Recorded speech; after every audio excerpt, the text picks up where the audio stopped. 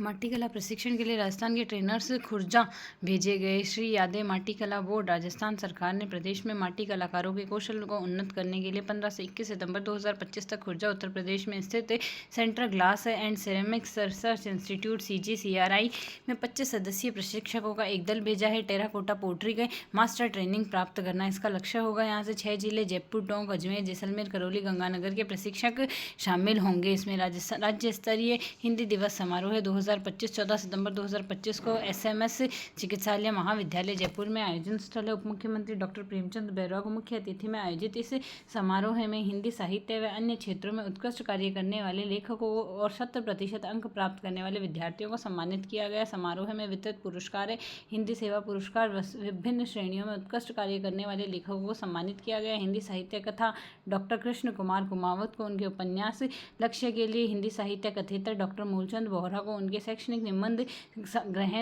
संग्रह समझ गए ना के लिए और संविधान एवं विधि डॉक्टर अनुपम चतुर्वेदी को डॉक्टर दीप्ति चतुर्वेदी को संयुक्त रूप से अपनी पुस्तक भारतीय राजनीतिक व्यवस्था के लिए विभिन्न विज्ञान तकनीकी व अभियांत्रिकी के लिए प्रोफेसर पूर्णेंद्र घोष को वैज्ञानिक विचार द्वीपों के लिए सामाजिक काव्य पुलों का निर्माण करने के लिए चिकित्सा विज्ञान व स्वास्थ्य भारतीय चिकित्सा पद्धति में डॉक्टर हिमांशु भाटिया को उनकी पुस्तक सेरेब्रल पाल्सी व्यथा कथा व कानून के लिए कला संस्कृति व पर्यटन के लिए डॉक्टर जितेंद्र कुमार सोनी को उनके यात्रा वृत्तांत ओकू हेपा के लिए दर्शन योग व अध्यात्म के लिए मनोज गट्टाणी को उनकी पुस्तक मन सनातन के लिए जनसंचार पत्रकारिता और सिनेमा के लिए डॉक्टर विजय विपल्लवी व डॉक्टर कुंजन आचार्य को संयुक्त रूप से लिखी उनकी पुस्तक पत्रकार दीनदयाल उपाध्याय के लिए विद्यार्थी समान उच्च माध्यमिक व माध्यमिक परीक्षा में हिंदी के विषय में 100% अंक प्राप्त करने वाले 342 विद्यार्थियों को भी पुरस्कृत किया गया।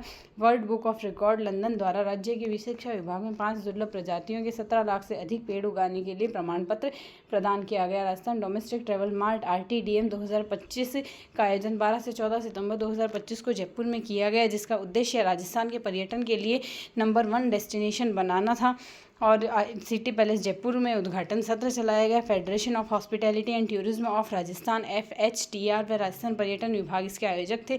पर्यटन व हॉस्पिटैलिटी सेवाओं के लिए वन स्टॉप सॉल्यूशन प्रदान करना इसका उद्देश्य था। B2B एक्सपो उप मुख्यमंत्री दिया कुमारी द्वारा BM बिरला कन्वेंशन सेंटर में 13 सितंबर को यह शुरू किया गया। महिला पर्यटकों की यात्रा को सुरक्षित व आसान बनाने के लिए शीघ्र ही उस पर्यटन ऐप लॉन्च किया जाएगा। लखपति दीदी पहल के तहत राजीविका के महिला स्वयं सहायता समूह के लिए 6 विशेष स्टॉल उपलब्ध कराए गए हैं। यहाँ से प्रमुख पुरस्कार रहे। इस समारोह में पर्यटन के उत्कृष्ट योगदान के लिए व्यक्ति और संस्थाओं को सम्मानित किया गया। Lifetime achievement award Ajit Kumar Bansal senior hotelier enduring impact on tourism administration पुरस्कार निरंजन कुमार आर्य IAS को women empowerment in hospitality and tourism पुरस्कार Shrimati Gayatri Rathore IAS legacy of heritage tourism पुरस्कार सामोद होटल्स रावल रघुवेंद्र सिंह व रावल यदुवेंद्र सिंह सामोद को हॉल ऑफ फेम पुरस्कार। Rajeev Mehra Indian Association of Tour Operators के पूर्व president outstanding journalism wildlife and tourism पुरस्कार। निर्मल तिवारी सीनियर जर्नलिस्ट को राज्य के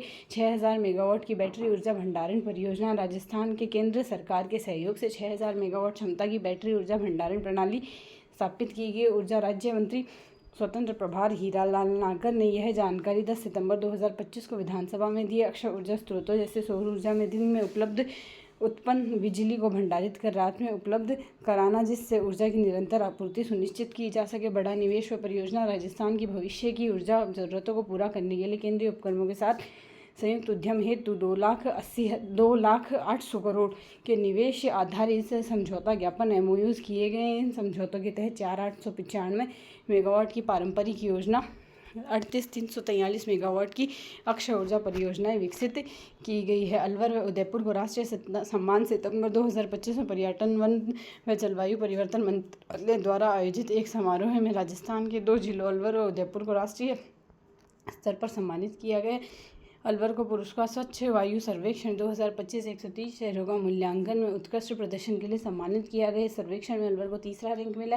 पुरस्कार का लक्ष्य क्लीन एयर फॉर ऑल रहा है। उदयपुर को सम्मान रामसर कन्वेंशन के अंतर्गत वेटलैंड सिटी में एक्रीडिटेशन स्कीम में भारत के पहले 2 वेटलैंड सिटीज़ में शामिल किया गया है। केंद्रीय मंत्री भूपेंद्र यादव पर्यावरण, वन व जलवायु परिवर्तन इसके प्रस्तुत करता रहे हैं। राजस्थान भूजल संरक्षण के लिए प्राधिकरण का गठन। भूजल के संरक्षण, संवर्धन व उचित प्रबंधन के लिए राजस्थान सरकार ने एक राज्य प्राधिकरण का गठन करेगी। इसके लिए राज्य विधानसभा में 10 सितंबर 2025 को राजस्थान भूजल संरक्षण एवं प्रबंधन प्राधिकरण विधेयक 2024 पारित किया गया। गठन का उद्देश्य भूजल स्तर बनाए रखने व पुनर्भरण करने और जल संसाधनों का उचित, न्याय संगत व सतत उपयोग सुनिश्चित करना है। प्राधिकरण का स्वरूप अध्यक्ष व सदस्यों के चयन तकनीकी दक्षता के आधार पर होगा। आमजन के हितों को प्राथमिकता देने के लिए 2 विधायक इसके सदस्य होंगे। प्रत्येक जिले में एक जिला भूजल संरक्षण और प्रबंधन समिति होगी जो स्थानीय भूजल परिस्थितियों के अनुरूपण योजनाएं तैयार करेगी। प्राधिकरण के कार्य होंगे जल की मांग व आपूर्ति के समस्त पहलुओं पर सरकार को सुझाव देना, भूजल के उपयोग और गुणवत्ता मापने के लिए प्रणाली